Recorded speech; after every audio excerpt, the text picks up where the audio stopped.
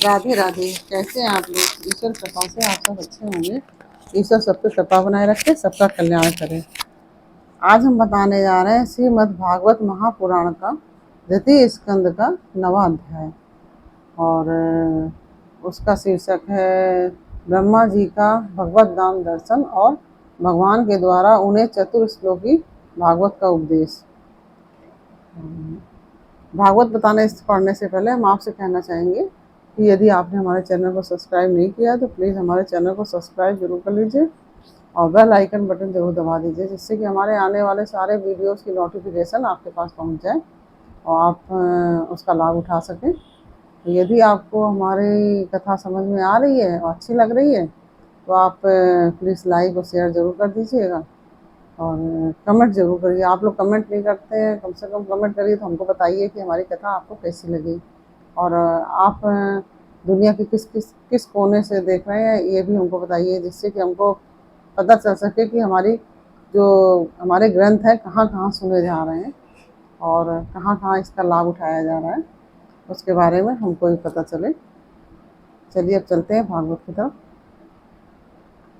श्रीमन्नारायण नारायण हरि हरि भजमन्नारायण नारायण हरि हरि।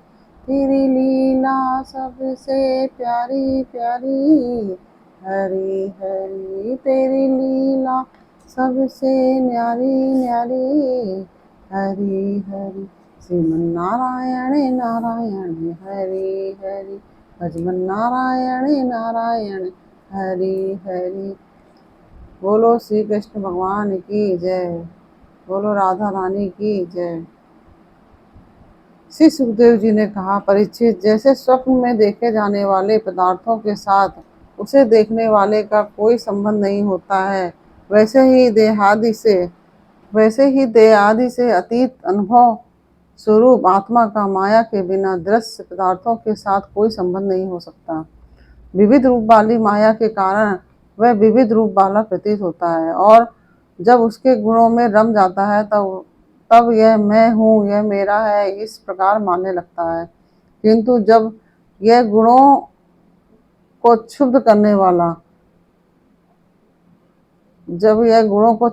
वाले काल और मोह उत्पन्न करने वाली माया, इन दोनों से परे अपने अनंत स्वरूप में मोह रहित होकर रमण करने लगता है, आत्मा राम हो जाता है, तब यह मैं मेरा का भाव छोड़कर पूर्ण उदासीन गुणातीत हो जाता है।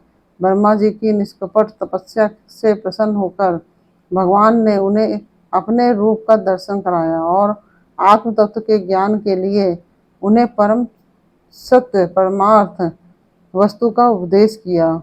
वही बात मैं तुम्हें सुनाता हूँ। तीनों लोकों के परम गुरु आदिदेव ब्रह्मा जी अपने जन्म स्थान कमल पर बैठकर सृष्टि करने की इच्छा से विचार करने लगे, परंतु जिस ज्ञान दृष्टि से सृष्टि का निर्माण हो सकता था और जो सृष्टि व्यापार के लिए वांछनीय है, वह दृष्टि उन्हें प्राप्त नहीं हुई। एक दिन वे यही चिंता कर रहे थे कि प्रलय के समुद्र में उन्होंने व्यंजनों के 16 एवं 21वें अक्षर ता और पा को तप करो इस प्रकार 2 बार सुना। परीक्षित, महात्मा लोग इस तप को ही त्यागियों का धन मानते हैं। यह सुनकर ब्रह्मा जी ने वक्ता को देखने की इच्छा से चारों ओर देखा, परंतु वहां कोई दूसरा दिखाई न पड़ा। वे अपने कमल पर बैठ गए और मुझे तप करने की प्रत्यक्ष आज्ञा मिली है, ऐसा निश्चय कर और उसी में अपना हित समझकर उन्होंने अपने मन को तपस्या में लगा लिया। और ब्रह्मा जी तपस्वियों में सबसे बड़े तपस्वी हैं। उनका ज्ञान अमोघ है। उन्होंने उस समय 1 सहस्त्र दिव्य वर्ष पर्यंत एकाग्र चित्त से अपने प्राण, मन, कर्मेंद्रियां और ज्ञानेंद्रियों को वश में करके ऐसी तपस्या की जिससे वह समस्त लोकों को प्रकाशित करने में समर्थ हो सके। उनकी तपस्या से प्रसन्न होकर भगवान ने उन्हें अपना वह लोक दिखाया जो सबसे श्रेष्ठ है और जिससे परे कोई दूसरा लोक नहीं है। उस लोक में किसी भी प्रकार के क्लेश, मोह और भय नहीं है। जिन्हें कभी एक बार भी उसके दर्शन का सौभाग्य प्राप्त हुआ है, वे देवता बार बार उसकी स्तुति करते रहते हैं। वहाँ रजोगुण, तमोगुण और इनसे मिला हुआ सत्वगुण भी नहीं है। वहाँ ना काल की दाल गलती है और ना ही कदम ना माया ही कदम रख सकती है। फिर माया के बाल बच्चे तो जा ही कैसे सकते हैं। वहाँ भगवान के वे पार्षद निवास करते हैं जिनका पूजन देवता और दैत्य दोनों ही करते हैं। उनका उज्जवल आभा से युक्त श्याम शरीर शतदल कमल के समान कोमल नेत्र और पीले रंग के वस्त्र से शोभायमान है। अंग अंग से राशि राशि सौंदर्य बिखरता रहता है। वे कोमलता की मूर्ति हैं। सभी के चार चार भुजाएं हैं। वे स्वयं तो अत्यंत तेजस्वी हैं ही, मणि जटित सुवर्ण के प्रभा में आभूषण भी धारण किए रहते हैं। उनकी छवि मूंगे, बैदुर मणि और कमल के उज्जवल तंतु के समान है। उनके कानों में कुंडल, मस्तक पर मुकुट और कंठ में मालाएं शोभायमान है। जिस प्रकार आकाश बिजली सहित बादलों से शोभायमान होता है, वैसे ही वह लोक मनोहर कामनियों की कांति से युक्त महात्माओं के दिव्य तेजोमय विमानों से स्थान स्थान पर सुशोभित होता रहता है। उस वैकुंठ लोक में लक्ष्मी जी बहुत रूप धारण करके अपनी विविध विभूतियों के द्वारा भगवान के चरण कमलों की अनेकों प्रकार से सेवा करती रहती हैं। कभी कभी जब वे झूले पर बैठकर अपने प्रियतम भगवान की लीलाओं का गायन करने लगती हैं, तब उनके सौंदर्य और सुरभि से उन्मत्त होकर भौरे स्वयं उन लक्ष्मी जी का गुणगान करने लगते हैं। ब्रह्मा जी ने देखा कि उस दिव्य लोक में समस्त भक्तों के रक्षक लक्ष्मीपति, यज्ञपति एवं विश्वपति भगवान विराजमान है। सुनंद, नंद, प्रबल और अर्हण आदि मुख मुख पार्षद गण उन प्रभु की सेवा कर रहे हैं। उनका मुख कमल प्रसाद मधुर मुस्कान से युक्त है। उनका मुख कमल है, वह प्रसाद मधुर मुस्कान से युक्त है। आंखों में लाल लाल डोरियां हैं, बड़ी मोहक और मधुर चितवन है। ऐसा जान पड़ता है कि अभी अभी अपने प्रेमी भक्त को अपना सर्वस्व दे देंगे। सिर पर मुकुट, कानों में कुंडल और कंधे पर पीताम्बर जगमगा रहे हैं। वक्षस्थल पर एक सुनहरी रेखा के रूप में श्री लक्ष्मी जी विराजमान है और सुंदर सुंदर चार भुजाएं हैं। वे एक सर्वोत्तम और बहुमूल आसन पर विराजमान है। पुरुष प्रकृति, महतत्व, अहंकार, मन, 10 इंद्रियां, शब्द आदि पांच तन मात्राएं और पंचभूत, ये 25 शक्तियां मूर्तिमान होकर उनके चारों ओर खड़ी हैं। समग्र ऐश्वर्य, धर्म, कीर्ति, श्री, ज्ञान और वैराग्य, इन 6 नित्य सिद्ध स्वरूप भूत शक्तियों से वे सर्वदा युक्त रहते हैं। उनके अतिरिक्त और कहीं भी ये नित्य रूप से निवास नहीं करती। वे सर्वेश्वर प्रभु अपने नित्य आनंदमय स्वरूप में ही नित्य निरंतर निमग्न रहते हैं। उनका दर्शन करते ही ब्रह्मा जी का हृदय आनंद के उद्रेक से लबालब भर गया। शरीर पुलकित हो उठा, नेत्रों में प्रेमाश्रु छलक आए। ब्रह्मा जी ने भगवान के उन चरण कमलों में, जो परम हंसों के निवृत्ति मार्ग से प्राप्त हो सकते हैं, सिर झुकाकर प्रणाम किया।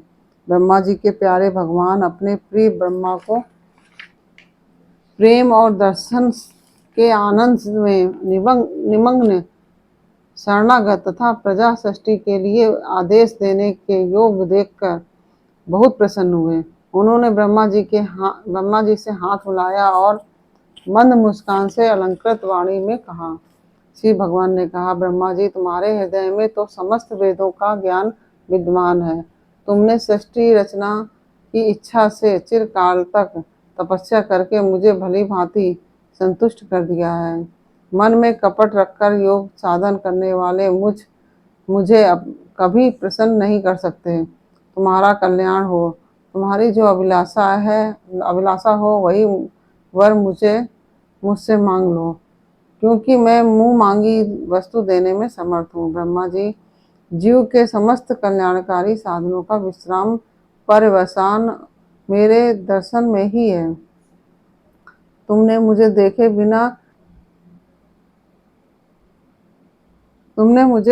बिना ही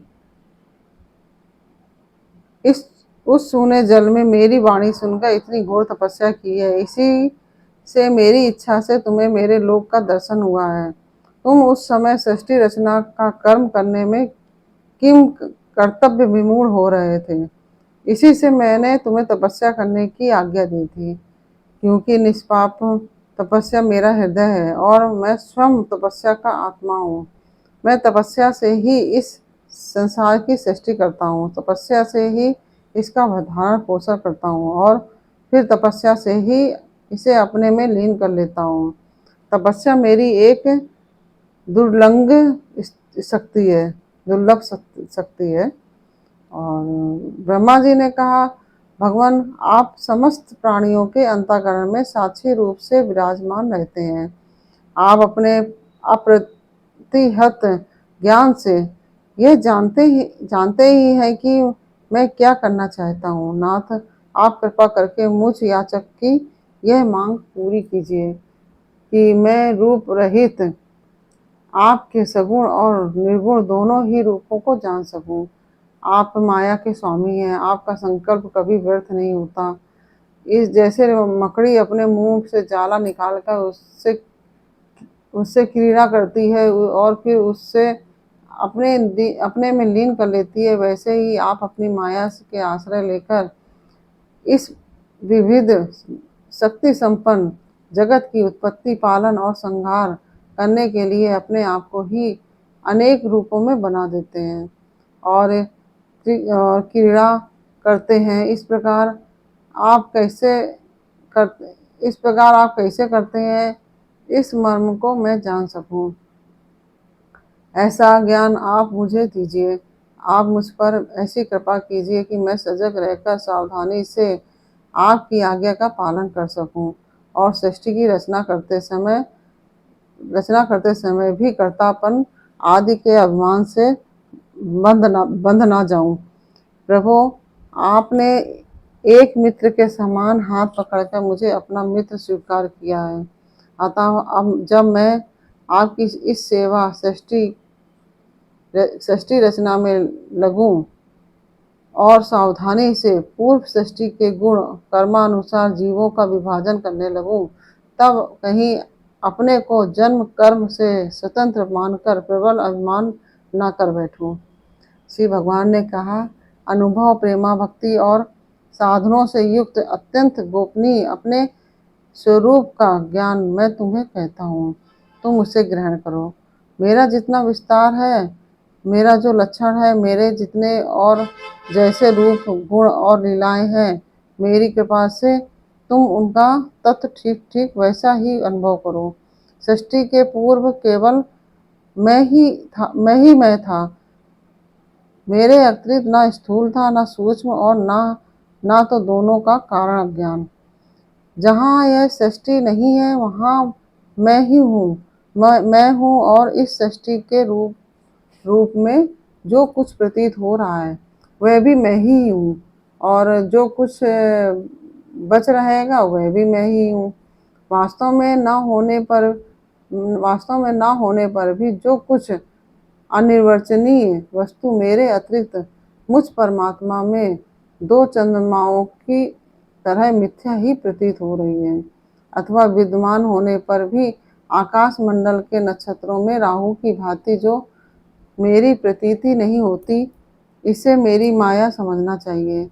जैसे प्राणियों के पंचभूत रचित छोटे बड़े शरीरों में आकाश आदि पंच महाभूत उन शरीरों के कार्य रूप से निर्मित होने के कारण प्रवेश करते भी हैं और पहले से ही उन स्थानों और रूपों में कारण रूप से विद्यमान रहने के कारण प्रवेश नहीं भी करते, वैसे ही उन प्राणियों के शरीर की दृष्टि से मैं उनमें आत्मा के रूप में प्रवेश किए हुए हूँ।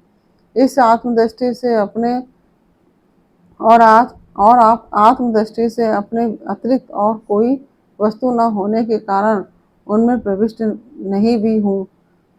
यह ब्रह्म नहीं है, यह ब्रह्म नहीं है, इस प्रकार निषेध की पद्धति से, और यह ब्रह्म है, यह ब्रह्म है, इस अन्वय की पद्धति से यही सिद्ध होता है कि सर्वातीत एवं सर्वस्वरूप भगवान ही सर्वदा और सर्वत्र स्थित हैं।